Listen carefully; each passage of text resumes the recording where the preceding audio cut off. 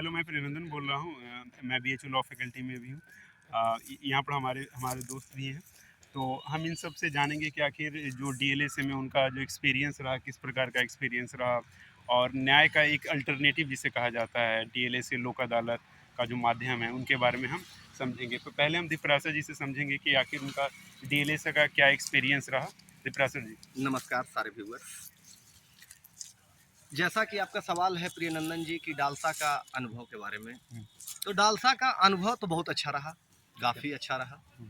और हम बहुत सौभाग्यशाली भी हैं कि हमें बनारस जहां हम पढ़ रहे हैं वहीं के कोर्ट में हमें डालसा के तहत इंटर्नशिप करने का मौका मिला, तो सौभाग्य की बात है।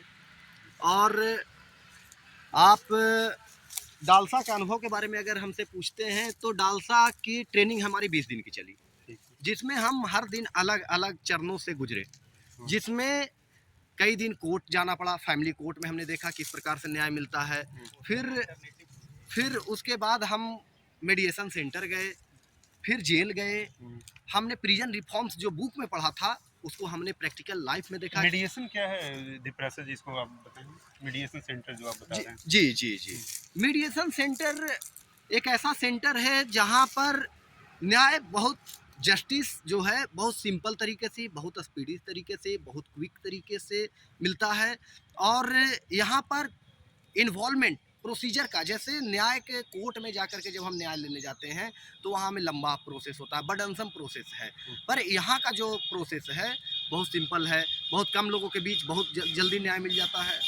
तो मीडिएशन में क्या होता है कि दो लोग होते हैं और पार्टी होती है, दोनों पार्टी की बात सुनी जाती है और उनको न्याय दे दिया जाता है। यहाँ पर हमको कुणाल जी को भी लेना चाहेंगे। इनका एक्सपीरियंस रहा है कि एक शायद एड्रेस का कुछ प्रॉब्लम था, उसको आपने सही करवाया था डीएलएसए के थ्रू।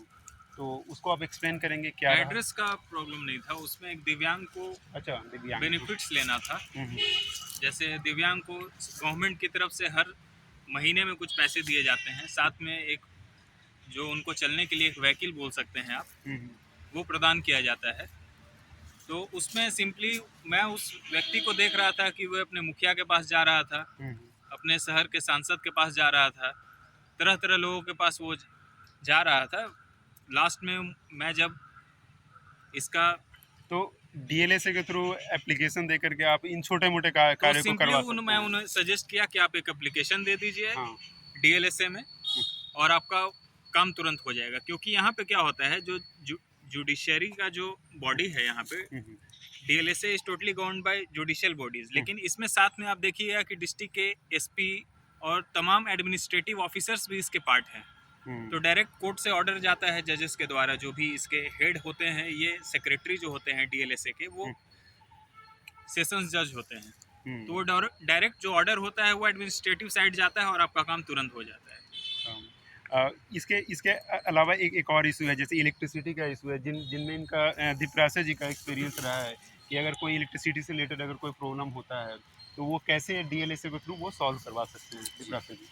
आए दिन इलेक्ट्रिसिटी का प्रॉब्लम हर घर का एक प्रॉब्लम बन चुका है, क्योंकि ऐसा देखा जा रहा है कि इलेक्ट्रिसिटी बिल की समस्या एक आम समस्या हो गई है। इसमें क्या होता है कि लोग के घर में पहले मीटर जो था वो अगर लगा हुआ था तो 200 यूनिट अगर बिजली बिल आ रही थी तो 400 यूनिट आ जाए, या फिर ऐसा भी समस्या आता है कि आपके घर में आप नहीं हैं, यहाँ परिवार के साथ कहीं बाहर गए हुए हैं, 2 महीने से आपके घर बंद है और आपके घर में बिजली बिल लगातार आए जा रहा है। तो ये तरह की समस्याएं से भरी पड़ी है और लोग काफ़ी परेशान होते हैं। इसमें बिजली ऑफिस जाना, कोर्ट जाना, केस करना, तो उसको यहाँ बहुत सरलता से उनको न्याय मिलता है। उसमें क्या होता है कि इलेक्ट्रिसिटी बोर्ड के एसडीओ को बुला लिया जाता है और वहाँ जाकर के उनके समस्या का निपटारा किया जाता है और एक ही दिन में कर दिया जाता है, एक उचित फैसले तक पहुँच जाया जाता है।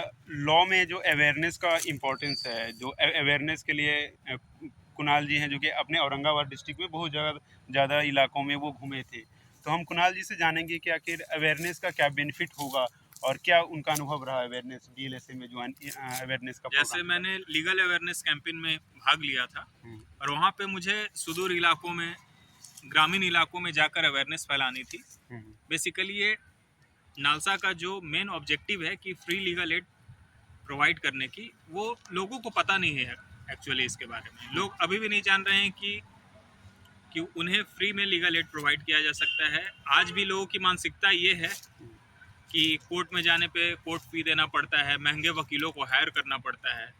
तो अब ये सारी चीज़ें बहुत बेखूबी नालसा के द्वारा सॉल्व कर दी गई हैं और लोग फ्री लीगल एड का सहायता ले सकते हैं। इसके बाद हम जानेंगे कि आखिर जैसे कि अगर कोर्ट का सिस्टम देखें तो एडवोकेट्स होते हैं, वकील होते हैं, जज वगैरह होते हैं। तो अगर सब मामले अगर डीएलएसए के थ्रू सॉल्व हो जाते हैं, लोक अदालत के थ्रू सॉल्व हो जाते हैं, मीडिएशन के थ्रू सॉल्व हो जाते हैं, तो आखिर एडवोकेट का क्या स्कोप रहेगा, इसके बारे में हम दीपराज जी से जानेंगे। आपने बिल्कुल सही मुद्दा उठाया प्रियनंदन जी, कि अगर सारे मामले आउट ऑफ द कोर्ट अगर सोल्व होने लगे तो फिर वकीलों का क्या होगा। क्योंकि ऐसे भी वकीलों को कहा जाता है ऑफिसर्स ऑफ द कोर्ट, तो कोर्ट के हम ही ऑफिसर्स हैं। तो हमारी एक जिम्मेदारी होती है कि लोगों को न्याय बहुत अच्छे तरीके से, बहुत सरल तरीके से दिया जाए और सहज तरीके से। अगर सारे मामले कोर्ट के बाहर सोल्व होने लगेंगे तो कहीं ना कहीं उनके रोजी रोटी पर सवाल उठता है, क्योंकि वो इसी फील्ड में आए हैं, उनकी लाइवलीहुड इसी से चलने वाली है। पर हम यहाँ पर अपने बात को खंडन भी करेंगे कि कुछ चीज़ें जो होती हैं वो वेलफेयर ऑफ द स्टेट, ऐसे भी कहा जाता है कि स्टेट का थ्योरी है वेलफेयर थ्योरी, कि वेलफेयर होना चाहिए, लोगों का भला होना चाहिए। जिसमें अगर ज़्यादा भला लोगों को हो रहा है वो ज़्यादा सही काम है। तो कोर्ट में तो काम चलते रहेंगी, कोर्ट की काम तो है चलते रहेंगी। कोर्ट कभी मरने वाला सिस्टम नहीं है, क्योंकि कोर्ट तो तब से रहा है। ऐसे भी प्रोफेशनल इथिक्स रहता है कि लिटिगेशन को प्रमोट नहीं करना है। तो अगर लिटिगेशन जहाँ पर कम रहा है तो वहाँ पर कमाना ही चाहिए। नहीं, यहाँ पे हम आपको रोकना चाहेंगे कि लिटिगेशन को प्रमोट करने की बात वहाँ पे नहीं कही गई है। वहाँ कहा गया है कि किसी को देर से, क्योंकि बोला जाता है जस्टिस डिलेड जस्टिस डिनाइड, लेकिन इसके उल्टे में भी एक चीज़ है, जस्टिस हरिड जस्टिस वरिड।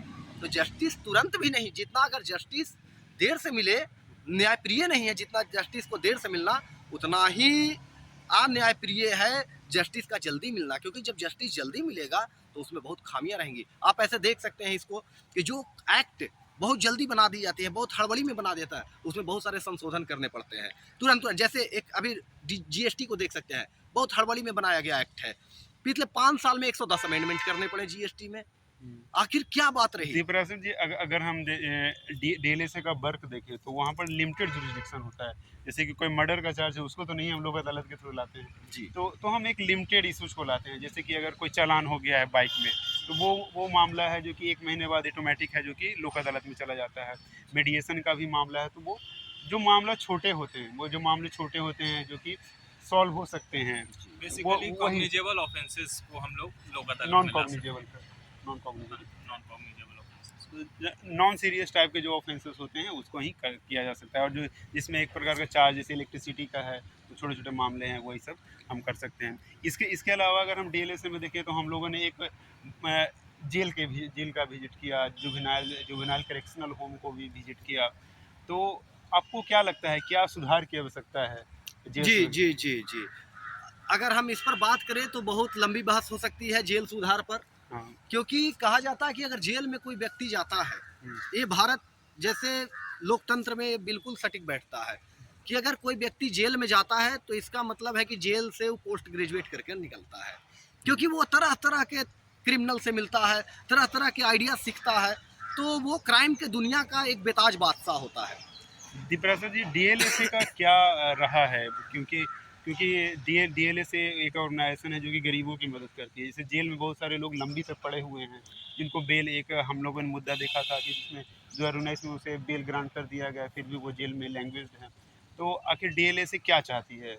मैंने इस मुद्दे पर बस यही कहना चाहूँगा कि अगर आप बेल बाउंड के बिना, जमानतदार के बिना अगर आप जेल में हैं तो कहीं ना कहीं ये बहुत बड़ा दुर्भाग्य का विषय आपके लिए है। क्योंकि आप सामाजिक व्यक्ति नहीं रहे। क्या आपको एक भी व्यक्ति ऐसा नहीं मिला, एक भी मित्र ऐसा नहीं रहा, एक भी घर के परिवार आपके शुभचिंतक नहीं रहे जो आपको जमानत दे सके, आप पर विश्वास कर सके? इसका मतलब कहीं ना यहाँ कहीं पर मैं आपको इंटरप्ट करना चाहूँगा। ये भी तो होता है, जैसे समाज में बहुत दिन से लोग अगर हट गए हैं, वो अलग रह रहे हैं, जेल में रह रहे हैं, तो जान पहचान कांटेक्ट कम जाता जेल है। जाने से पहले तो उनकी संबंध किसी न किसी से होगी, क्योंकि वो भी एक समाज में पैदा हुआ, वो भी एक सामाजिक व्यक्ति रहा, और जेल तो आखिर गया तो 18 की उम्र एक के बाद, तो 18 के पहले। गरीबी का भी कारण तो हो सकता है, गरीबी का भी एंगल हो सकता है जमानतदार में गरीबी की क्या है? जमानतदार में तो बस जमानत पर एक व्यक्ति होना चाहिए जो उसके लिए भरोसा दिलाए। जमानतदार का तो कॉन्सेप्ट यही है कि जो उसके लिए एक वहाँ खड़ा हो कि हाँ सर, ये कुछ भी क्राइम करेगा तो उसके लिए हम हैं। तो एक जमानतदार का तो कॉन्सेप्ट यहाँ यही है। पर अगर व्यक्ति नहीं है तो एक है दुर्भाग्य में। फिर भी मैं इस पर अपना राय रखना चाहूँगा कि जमानतदार नहीं है तो एनजीओ को यहाँ आना चाहिए, आगे आकर एनजीओ को मदद करनी चाहिए। जो एनजीओ वर्क कर रहे हैं गरीबों के लिए, वंचितों के लिए, शोषितों के लिए, उनको आगे बढ़ना चाहिए। डिफेंस काउंसिल का अगर हम रोल देखें तो डिफेंस काउंसिल का रोल सिर्फ कन्विक्शन तक होता है, वो आगे वो बेल को प्रोसीड नहीं करते हैं, तो इसलिए भी वो लैंग्वेज जेल में रह जाते हैं, यानी कि उन्हें फिर से अब एडवोकेट करना होगा, उसी के बाद वो बेल ग्रांट कर सकते हैं। थैंक यू दीपराज सर जी, और thank you Kunal thank you for sharing your views.